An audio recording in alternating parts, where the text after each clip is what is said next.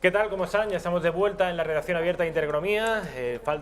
Nos restan 11 minutos, a ver, 11, no, 19 minutos, 20 minutos para las 8:30 de la tarde y estamos en presencia de Agustín Ramón Rodríguez. Agustín, ¿cómo estás? Muy bien, buenas tardes.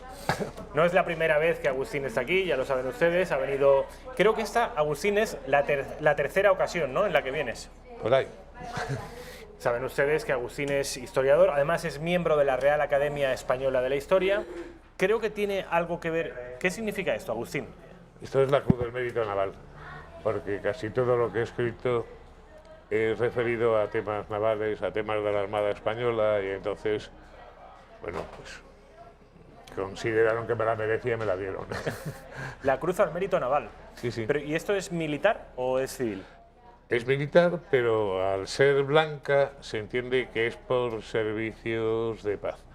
Si es roja es porque ha sido valor heroico en combate o tal, pero si es blanca es por un servicio de paz. Que es el servicio de Agustín a nuestros ejércitos y en particular a la Marina, es precisamente su inmensa obra bibliográfica referida casi en exclusiva a nuestros marinos, a nuestros barcos y en este caso, este libro, a nuestros submarinos o al submarino de Isaac Peral. Ahora hablaremos de este libro. La última vez que estuvo aquí Agustín vino para hablarnos de un hito a nivel mundial que fue la primera vuelta al mundo de Elcano Magallanes. Era un libro, presentaba un libro de la editorial EDAF, muy bonito, muy bien ilustrado. Y hoy, muy poquito tiempo después, viene a presentarnos este, que lo voy a dejar aquí, que es Isaac Peral, Historia de una frustración. Voy a dejarlo aquí para que lo vean ustedes. Agustín, ¿qué capacidad tienes para escribir tanto? Bueno, no es que capacidad es una inmensa afición. Yo quise ser marino, no pude serlo por mi sordera. Y las cosas que se hacen a gusto, pues se terminan haciendo bien, simplemente por el entrenamiento. Lo haces tantas veces que al final, como lo haces a gusto y lo haces mucho, pues terminas saliendo bien. Es como todo. ¿Cuántos libros sobre el asunto, sobre nuestros marinos y sobre nuestros barcos, habrás escrito? Ahora mismo tengo publicados 38. 38. Se puede decir que tu obra... Estamos viendo el libro, Isaac Peral, Historia de una frustración. ¿Se puede decir que toda tu obra bibliográfica versa sobre lo mismo? ¿Barcos, marinos, navíos? Bueno, hay algún título que no, pero de los 38, más de 30 son sobre historia naval española.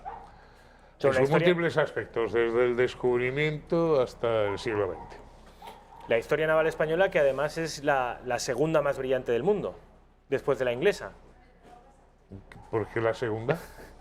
No sé, es algo que es comúnmente aceptado, ¿no?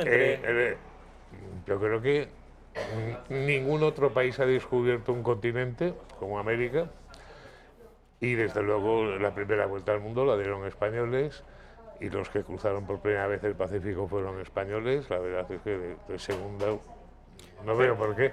Pero la épica yo entiendo que apoyada mucho en la cinematografía, en la novelística, en la cultura popular, en la industria cultural, pone a los anglosajones siempre... Bueno, esa es otra cosa. Esa es otra cosa. Marketing no es palabra española. Y efectivamente, ahora lo que manda es el marketing, la imagen que creas. No tanto la calidad del producto, sino cómo lo sepas vender a la gente. Y en eso es verdad que ellos son los primeros. No tanto en realizaciones como en saber vender sus realizaciones. Vamos a hablar, Agustín, de este libro y de esta figura, Isaac Peral, porque me llama la atención, no les debería sorprender a ustedes el subtítulo, Isaac Peral, Historia de una frustración. Como tantos grandes hombres españoles, como tantas glorias en nuestro país, fue repudiado, fue rechazado, al menos no se le prestó la atención que merecía. Cuéntanos un poco qué explicas aquí y qué aportas de nuevo respecto de la figura de Isaac Peral. Bueno, pues lo que de nuevo Bueno, lo que hice fue investigar su hoja de servicios, su vida, sus realizaciones y tal, y me salió la historia de un joven oficial de Marina que a finales ya del siglo XIX, como tantos otros españoles, y no solo oficiales de Marina, empieza a ver que España se está quedando atrás con respecto a los países más avanzados y quieren poner todo de su parte porque España vuelva a ser un país avanzado, que aporte lo mejor a la humanidad y tal. Y es la misma generación, se lleva un año con Santiago Ramón y Cajal, que era un patriota de los pies a la cabeza. Está apoyado por el primer... Peral fue muy apoyado por el primer premio Nobel español, José Echegaray. Peral está coincidiendo... No, estoy viendo, Agustín, que me están diciendo que tienen preparada una foto de una visita tuya a Cartagena, Sí. pero la vamos a ver luego. Mientras, explícame el contexto histórico en el que aparece... Es toda una generación de españoles, incluso más de una generación, que son conscientes de que España se está quedando atrás, que hemos perdido demasiado tiempo entre guerras carlistas, revoluciones y tal, y que deciden que van a hacer todo lo posible por volver a poner a España otra vez en primer plano. Cada uno con su trabajo, con su investigación y tal. Y ya que a finales del siglo XIX la punta de lanza es la ciencia y la invención, cada uno en su sector. Entonces es Cajal, pero hay muchos más. Hay más médicos, Federico Rubio, los oftalmólogos Barraquer, por ejemplo. Pero quieres decir, Agustín, que estaban todos conjurados por una... No, conjurados no. Es la típica generación que coincide en ese anhelo. Que en España ha perdido demasiado tiempo con guerras civiles y con revoluciones y tal. Y que lo que pretenden, cada uno en su esfera y tal, hay veces que se conocen, otras veces no. Lo que pretenden todos es volver a recuperar ese papel de vanguardia y ese papel de país importante. En ese contexto está Isaac Peral, que tenía conexiones. ¿A quién conocía? ¿Con quién estaba? ¿Con los regeneracionistas? Bueno, entonces, digo que el primer Nobel español, que es José Echegaray, le aprueba y le apoya constantemente desde la prensa. Y José Echegaray, que todo el mundo se acuerda de sus comedias, José Echegaray lo que hace fundamentalmente es que es un ilustre matemático que renovó las matemáticas en España, por cierto. Pero están los médicos y luego también hay otros marinos. Hay otros marinos como Villamil, que es el que inventa el primer destructor del mundo. Está Bustamante, que inventa la mina submarina. Y muchas otra gente que está luchando. Y es curioso que incluso cuando nos vienen mandadas poco tiempo después de esta época, y sucede el 98, pues muy poquito después a don Santiago Ramón y Cajal le invitan a dar unas clases en las universidades de Estados Unidos para que explique sus descubrimientos, porque le van a dar el Nobel de Medicina, pues sus descubrimientos sobre el cerebro, sobre el tejido nervioso. Y lo más bonito que dice Cajal es, dice, bueno, qué alegría para él ver que incluso España podía, la derrotada España, la atrasada España del 98, podía enseñar cosas a Estados Unidos. Qué ilusión le producía aquello. Qué bonito. Isaac Peral, historia de una frustración, ilustre hijo de Cartagena. Me gustaría que vieran ustedes una imagen de hace unos días en la que nuestro invitado, Agustín, estuvo en la ciudad de Cartagena y fue honrado allí. Vamos a ver si podemos ver esa imagen. Ahí estamos viendo a Agustín. Sí. Esto fue hace unos días en la patria chica de Isaac Peral. Cuéntanos, ¿qué hacías allí? ¿Presentar la obra? Sí, la presentaba en el Museo Naval, que es donde se ha preservado el prototipo del submarino que construyó y probó con todo éxito Peral. Y entonces, bueno, pues me recibieron el jefe de la flotilla de submarinos de la Armada y bueno, me presentó el libro y fueron muy amables conmigo. Es algo, desde luego, que les honra y que te honra. Agustín, el submarino. Es decir, Isaac Peral es conocido obviamente por la invención del submarino. Luego nos contarás por qué lo de la frustración. Pero primero cuéntanos cómo llega su concepción, cómo concibe un submarino y por qué fue pionero. Bueno, intentos de hacer buques que navegaran por debajo de la superficie del mar ha habido muchos en la historia. El problema siempre era qué propulsión ponías a un barco que va por debajo del agua y que no puede consumir oxígeno porque entonces mata a la tripulación, ni puede echar humo. Entonces, durante mucho tiempo hubo muchos intentos, pero todos fracasaban por lo mismo. O sea, tenían que ser manuales o era un problema. Y lo que hace Peral, y es con lo que obtiene el éxito, es que es el primero que aplica con éxito la propulsión eléctrica a un submarino y consigue que el submarino navegue sin ningún problema para la tripulación. Es el primero que pone a un submarino un periscopio y es el primero que consigue que un submarino lleve torpedos y los lance desde el interior. O sea, realmente lo que crea es el submarino moderno. Lo otro eran intentos más o menos ingeniosos, más o menos tal, pero estaban condenados al fracaso porque tal. El primer submarino operativo, ¿no? El que consigue el primer submarino moderno y eficaz es Peral. ¿Año? ¿Año? ¿En qué año? ¿En qué fecha? Las pruebas del Peral ahora se han celebrado los 130 años de la botadura del Peral. El año en que se votó fue en 1888.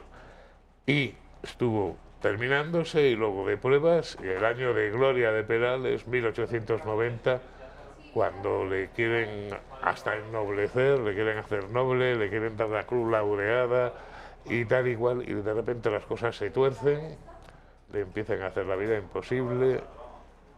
Ahora me contarás lo de la frustración, pero sigamos con respecto del invento. Para que ese hombre llegara a generar en su mente y luego materializar un submarino, ¿cuál era su formación? ¿Era científico? Sí, sí. Peral, cuando diseña el submarino, había una academia de ampliación de estudios de la Armada y él era catedrático de física, de electricidad, que entonces era la punta de lanza de lo último, y de idioma alemán, porque entonces el alemán era el lenguaje científico, no el inglés. Casi todos los descubrimientos, inventos eran en alemán, no el inglés. El inglés era un idioma más comercial. Y claro, él estaba muy al tanto de todo lo que se publicaba en Alemania, estaba muy al tanto de todos los últimos inventos y tal. Y cuando estalla justamente la crisis con Alemania en el año 85, por las Carolinas, a él se le ocurre, como la Armada Española es muy inferior y tal, que el submarino puede ser el arma secreta para defender a España y vencer a los alemanes. Y entonces se decide a presentarlo a la Armada, su proyecto de hacer un buque torpedero submarino, que es como lo llama él. Es decir, esto encaja mal en el relato, hoy bastante hegemónico, de una España atrasada en todos los órdenes, pero sobre todo en el orden científico. Bueno, es que justamente sucede que esta generación de españoles lo que quiere es luchar contra eso, está muy al tanto de lo que se está publicando. Cajal también hablaba alemán y cuando le reconocen, es que le reconocen fuera, no aquí dentro. Ortega hablaba alemán. Y entonces lo que está, y leía y escribía, y entonces lo que están es luchando contra eso y procurando que en España dé los pasos hacia adelante y que se incorpore al resto de las naciones y tal, en todos los sentidos. Y es muy curioso porque todo va unido. Justamente lo que descubre Cajal es que el cerebro hace funcionar los órganos, los músculos y tal, mediante órdenes eléctricas que se transmiten por unas moléculas que se llaman neuronas. Y además descubre algo todavía más bonito. Hasta entonces se creía que como mucho aquello eran cables. Y lo que descubre Cajal es que son más que cables, lo que son es chips, que pueden conectarse entre sí de maneras distintas. O sea, están todos un poco en la misma frontera de conocimiento, avanzando y tal. Y curiosamente hay otro marino que lo que propone es que directamente el puente de mando de un barco, en vez de ser pues, lo que era en la época de la vela, el capitán ahí pegando voces y tal, y sus oficiales, lo que sea, el centro eléctrico desde que se transmiten todas las órdenes al barco.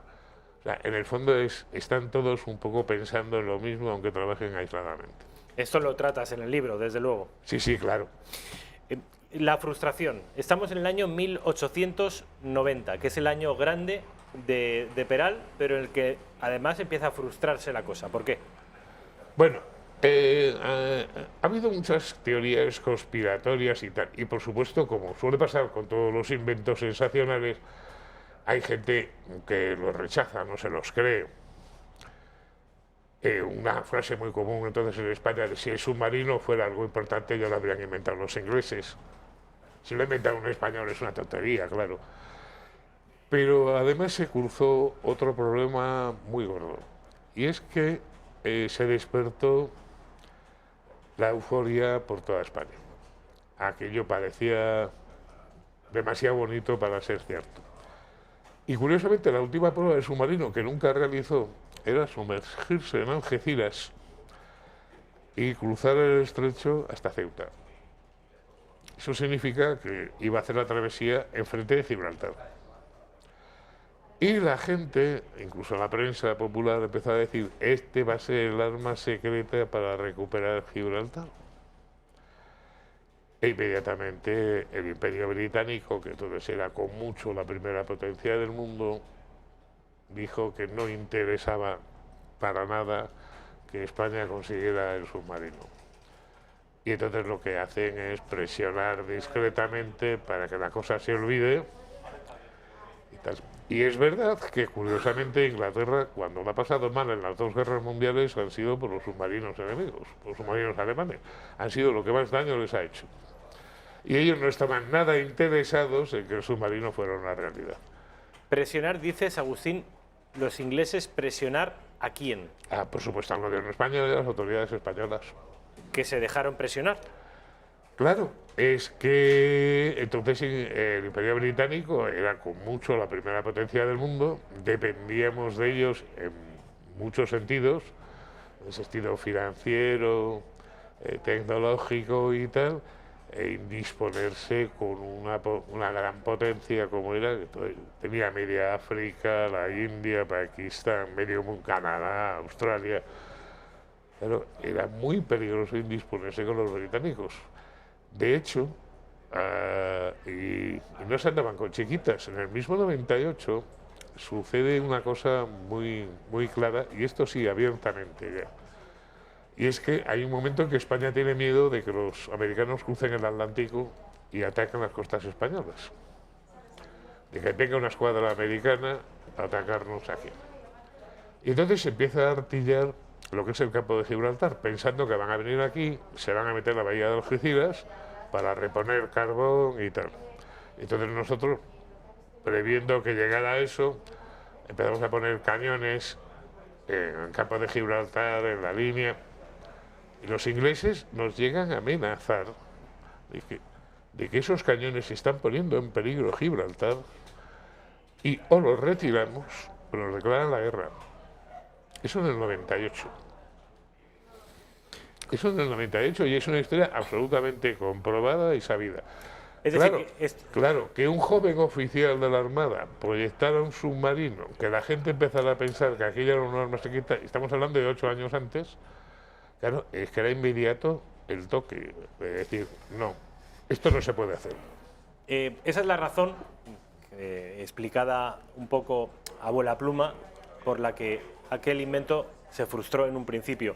Aquí en este libro, en Isaac Peral, Historia de una frustración, podrán conocer mucho más y mucho mejor en estas 400 páginas la historia de Isaac Peral y cómo una de nuestras glorias españolas, en fin, hoy se le honra, Agustín le honra, pero vamos, que hubiera podido ser seguramente una cosa extraordinaria. Agustín, ha sido un placer. Gracias. Mil gracias.